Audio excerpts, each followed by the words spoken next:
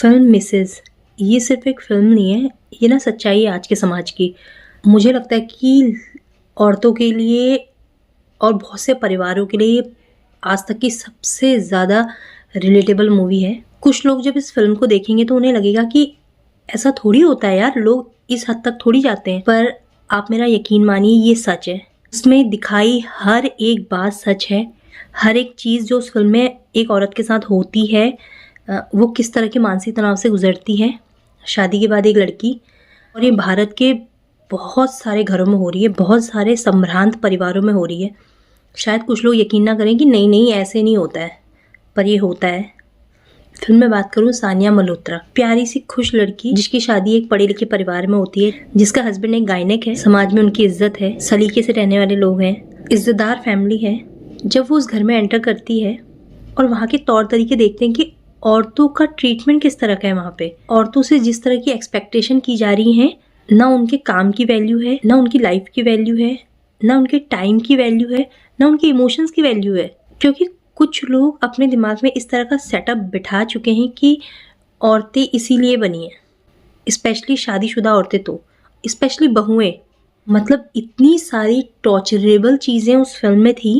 आपने ये देखी ना हो, सुनी ना हो, पर ज़रूर रिलेट कीजिएगा और प्लीज़ अपना माइंड मेकअप करिए कि ये सच है। मेकर्स ने इतनी समझदारी से फिल्म बनाई है ना, ऐसी ऐसी चीज़ें उठाई हैं। वैसे तो शादीशुदा औरतों को लेकर बहुत सारे मुद्दे हैं, बहुत सारी प्रॉब्लम्स हैं। अगर जो वर्किंग हैं, एम्बिशियस हैं आजकल, कहने का मतलब है कि औरतों को लेकर दौर चेंज नहीं हुआ है। कम से कम 10 ऐसे एलिमेंट उन्होंने उठाए हैं, जैसे कि जब गर्ल को पीरियड होते हैं तो वो उसे 5 दिन किचन में नहीं आने देते, जबकि हस्बैंड गायनक है और कहता है कि नहीं किचन में नहीं जाना, इस कॉल छूत अछूत मानना। Can you believe this? और ये होता है सच में।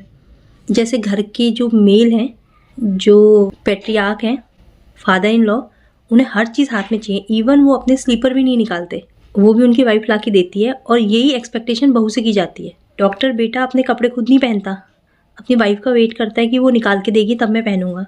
खाने को लेकर उससे डिफरेंट डिमांड करना, उसको एप्रिशिएशन नहीं देना, और बहुत सारी लड़कियां इस तरह की चीज़ से गुजर रही हैं आजकल भी, ये बहुत सच है। मेकर्स ने बहुत सारी अच्छी चीज़ों को उठाया, जैसे फिजिकल इंटीमेसी जैसी चीज़ों को उठाया कि फर्स्ट उन्होंने उठाया कि जो मेल है वो अपने सामने वाले पार्टनर का कंसेंट नहीं समझ रहा है और नहीं मानना नहीं चाह रहा है, just because she is his wife. Second, desires की तो छोड़ ही दीजिए। थर्ड वन, जब वो फॉरवर्ड होती है इन चीज़ों को लेकर बातचीत करती है तो उससे इन चीज़ों में एक्सपर्टीज़ होने का ताना दिया जाता है। आप समझ रहे हैं ये किस तरह का कैरेक्टर एसेसिनेशन हो रहा है एक लड़की का। और प्रॉब्लम्स तब बहुत बढ़ती है जब आपके इधर उधर के रिलेटिव भी ऐसी हैं जो आपको जज करते हैं। वो इस तरह से दिखाते हैं कि बहुओं को खाना बनाने में बिल्कुल एक्सपर्ट होना चाहिए। लोगों को समझना पड़ेगा कि लड़कियां शादी करके अपने घर से आती हैं, होटल मैनेजमेंट करके किसी होटल से शेफ बन के नहीं आती।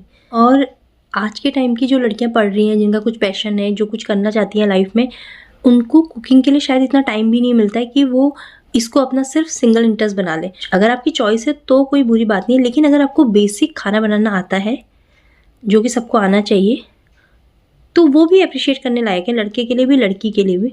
इस फिल्म में शायद आपको रोना कहीं नहीं आएगा, पर आपका दिल बहुत जगह दुखेगा अगर आपको सही और गलत में अंतर महसूस होता है। तो हो सकता है कि कुछ लोगों को ये फ्रस्ट्रेशन महसूस ही ना हो जो सानिया को हो रही थी शादी के बाद उस घर में, बट यकीनन कुछ लोगों को ये फ्रस्ट्रेशन इतना फील होगी और इतनी रियल लगेगी कि उन्हें लगेगा कि ये तो मैं ही हूँ, ये शादीशुदा औरत तो मैं ही हूँ, जो ये हो रहा है यहाँ पे ये तो मेरे साथ ही भी होता है। तो उस घर में उस लड़की के साथ जो होता है, किसी तरह का फिजिकल अब्यूज़ नहीं हो रहा है, कोई हाथापाई नहीं हो रही है, पर जिस तरह की एक्सपेक्टेशन एक लड़की से रखी जा रही है, उसके सपनों को दबाया जा रहा है। ये सब संभ्रांत परिवारों की कहानी है। ये कोई अनपढ़ गंवार जो समाज की मुख्य धारा से नहीं जुड़ रहे उनके बारे में नहीं है ये। अगर मैं परफॉर्मेंस की बात करूं तो सानिया मल्होत्रा ने बहुत ही अच्छा काम किया है।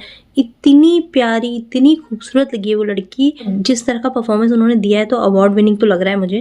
साथ ही बहुत सारे किरदार हैं, सब ने बहुत अच्छा काम किया है। इसने बहुत सारे छोटे छोटे नुआंसेस डाले हैं इस फिल्म में, बहुत मज़ा आता है देख के, बहुत रिलेटेबल लगते हैं। ये फिल्म आपको G5 पे मिलेगी मिसेस नाम से।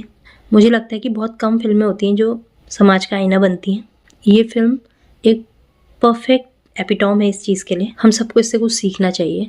ये बिल्कुल भी एक्साइटिंग रिव्यू नहीं है कि कहानी में जो दिखाया वो सच है, वो सब लड़कियों के साथ हो रहा है। और मुझे नहीं लगता कि बहुत सालों तक इसमें कुछ बदलाव आने वाला है, क्योंकि आप मानिए ना मानिए, इस चीज़ को बदलने में शायद शताब्दियाँ लग जाएं।